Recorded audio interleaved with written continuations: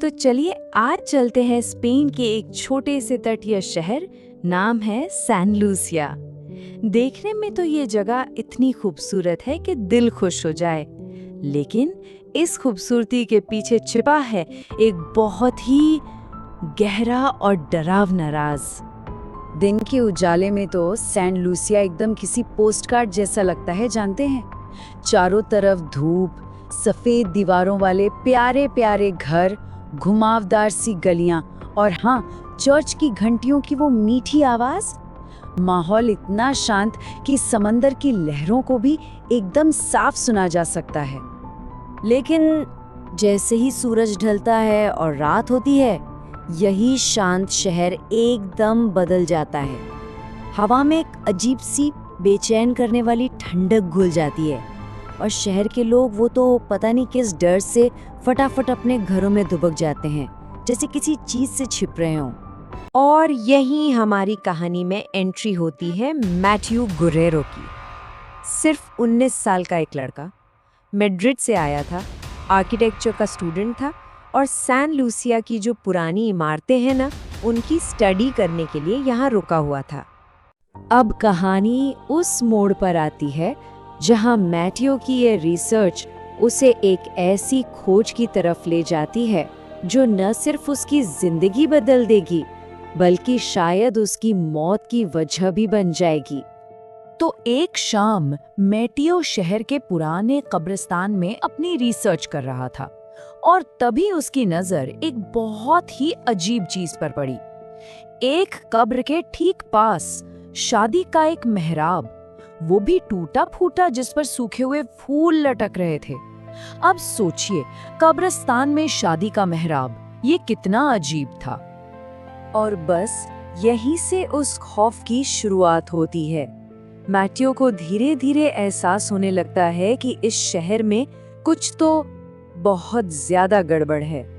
उस रात के बाद से ही मैथ्यू का चैन और सुकून सब खत्म हो गया। देर रात को उसे ऐसे लगता जैसे कोई दबे पांव चल रहा है। एक बार तो गली के कोने में उसे सफेद गाउन में एक धुंधला सा साया भी दिखा और पलक झपकते ही गायब। गरम और उमस भरी रातों में भी अचानक बर्फीली हवा के झोंके उसके रोंगटे खड़े कर देते थे। और सबसे अजीब बात, हर सुबह उसके दरवाजे के बाहर गीली मिट्टी के कदमों के निशान मिलते थे और वो निशान हमेशा कब्रिस्तान की तरफ ही जाते थे। अपनी इस बेचैनी और जिज्ञासा से मजबूर होकर एक रात मैथ्यू ने ठान लिया, वो उन कदमों के निशानों का पीछा करते करते कब्रिस्तान तक पहुंच गया। चर्च की घंटी ने 2 बजाए, रात के 2 बज रहे थे और जैसे ही वो उस मेहराब के पास पहुंचा, हवा एकदम से रुक गई। पूरे कब्रिस्तान में इतनी गहरी, इतनी अजीब खामोशी छा गई कि मैथ्यू को अपने दिल की धड़कनें और अपनी सांसों की आवाज भी गूंजती हुई सुनाई दे रही थीं। और तभी उसने उसे देखा। उस टूटे हुए मेहराब के ठीक नीचे फटे पुराने से शादी के जोड़े में एक औरत खड़ी थी। उसका चेहरा एक सफेद घूंघट से ढका हुआ था और वो बिल्कुल बेजान, एकदम स्थिर खड़ी थी। वो औरत बहुत धीरे से मैथ्यू की तरफ घूमी। उसका घूंघट जरा सा सरका और जो चेहरा मैथ्यू को दिखा, उसे देखकर तो सच में उसके होश उड़ गए। स्किन एकदम हड्डी की तरह सफेद, आंखें इतनी भयानक जैसे उनमें कोई और ही आत्मा हो, और गालों पर खून के सूखे हुए आंसू के निशान थे। पर सबसे डरावनी बात पता है क्या थी? उसके पैर जमीन को छू ही नहीं रहे थे और इससे पहले कि मैथ्यू कुछ समझ पाता, वो हवा में गायब हो गई। पूरी तरह से दहशत में मैथ्यू अगली सुबह कांपता हुआ गेस्ट हाउस के बूढ़े केयरटेकर के पास पहुंचा और जैसे ही उसने उस मेहराब का जिक्र किया, केयरटेकर का चेहरा डर से सफेद पड़ गया और उसने शहर का वो काला राज उगल दिया। ये कहानी बहुत पुरानी है, 1889 की। एक लड़की थी, इजाबेला रोमेरो। उसकी शादी होने वाली थी हावियर मोरालेस नाम के एक आदमी से, शादी का जो मंडप था वो कब्रिस्तान के पास ही लगाया गया था। इज़ाबेला तो दुल्हन के लिबास में मंडप तक पहुंच गई, लेकिन उसका दूल्हा कभी आया ही नहीं। जी हाँ, हावियर उससे धोखा देकर किसी और औरत के साथ शहर से भाग गया था। बेचारी इज़ाबेला पूरी रात उसका इंतजार करती रही और सुबह होने से पहले ही टूटे दिल की वजह से उसकी मौत हो गई। उसे उसी कब्रिस्तान में दफना दिया गया। लेकिन तब से लोग कहते हैं कि उसकी आत्मा आज भी रात में उसी शादी के मेहराब के नीचे अपने दूल्हे का इंतजार करती है। लोग उसे द डेड ब्राइड बुलाते हैं, यानी मुर्दा दुल्हन। अब मैटियो को ये भयानक कहानी पता चल चुकी थी और अब वो खौफ सिर्फ कब्रिस्तान तक ही सीमित नहीं रहा।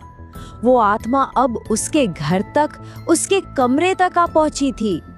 उस रात कदमों की वो जानी पहचानी आहट सीधे उसके कमरे के दरवाजे के ठीक बाहर आकर रुक गई।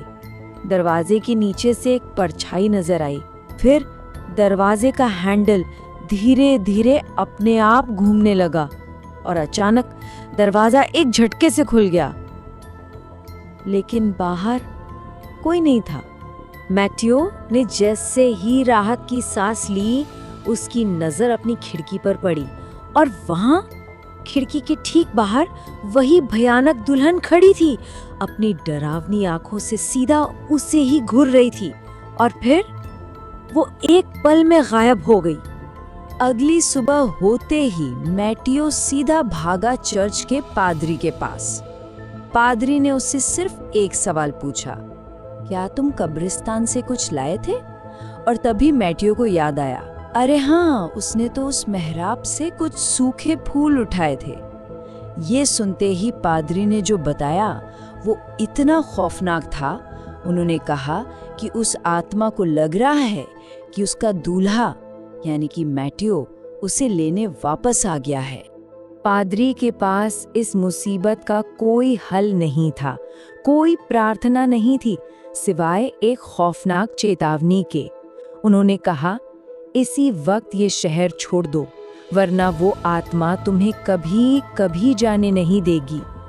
अब कहानी अपने अंतिम और सबसे भयानक पड़ाव पर आ पहुंचती है, जहां मैटियो उस शहर से भागने की एक आखिरी हताश कोशिश करता है। मैटियो पागलों की तरह घर की तरफ भागा ताकि अपना सामान पैक कर सके, लेकिन जैसे ही वो दरवाजे पर पहुंचा, वहां ताजे गीली मिट्टी के कदमों के निशान थे। अचानक आसमान में काले बादल छा गए और एक भयंकर तूफान शुरू हो गया। घर की बत्तियां टिमटिमाने लगी और फिर पूरा घर अंधेरे में डूब गया। और तभी जोर से बिजली कड़की। एक पल के लिए पूरा कमरा रोशन हो गया और उस रोशनी में जो दिखा वही मैटियो की आखिरी चीख की वजह बना। वो मुर्दा दुल्हन ठीक उसके सामने खड़ी थी। गेस्ट हाउस के केयरटेकर को उस रात बस एक दिल दहला देने वाली चीख सुनाई दी। कुछ घंटों बाद जब तूफान थमा तो मैटियो की लाश मिली, उसी कब्रिस्तान में, उसी टूटे फूटे शादी के मेहराब के नीचे गीली मिट्टी में सनी हुई। ऐसा लग रहा था जैसे उस मुर्दा दुल्हन ने आखिरकार अपना दूल्हा पा लिया था, हमेशा हमेशा के लिए। और लोग कहते हैं कि आज भी सैन लूसिया की उन खामोश अंधेरी रातों में वो मुर्दा दुल्हन अकेली है। वो अपने दूल्हे के साथ नहीं है। वो अब भी उसी मेहराब के नीचे किसी और का, किसी नए का इंतजार कर रही है।